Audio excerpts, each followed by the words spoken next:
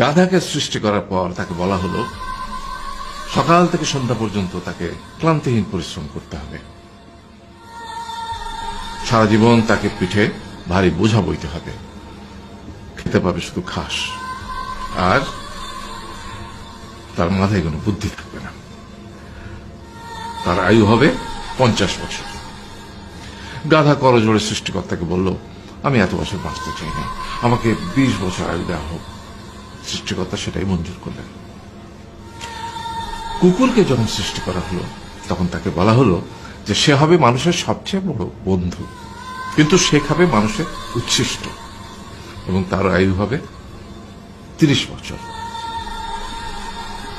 কুকুর সৃষ্টিকর্তাকে বলল, আমি এত বছর বাঁচতে চাই না, আমাকে 15 বছর আয়ু দেওয়া হোক। সেটাই মঞ্জুর করা হলো। এরপর বানরকে বলা হলো, তুমি শুধু গাছের এ ডাল থেকে ও ডালে ঝুল খাবে এবং নানান রকম ফন্দি ফিকির করে মানুষকে আনন্দ দিবে, তোমার আয়ু হবে 20 বছর। বানর বলল, আমি 20 বছর বাঁচতে চাই না, আমাকে 10 বছর দেওয়া হোক। সেটাই মঞ্জুর করা হলো। এবার এলো পুরুষ মানুষের পালা। তাকে বলা হলো যে তুমি হলে প্রাণীকুলের মধ্যে সবচেয়ে বিচক্ষণ এবং বুদ্ধিমান, সেই জন্য তোমাকে প্রাণীদের শিরোমণি করা হলো এবং তোমার আয়ু হবে 20 বছর।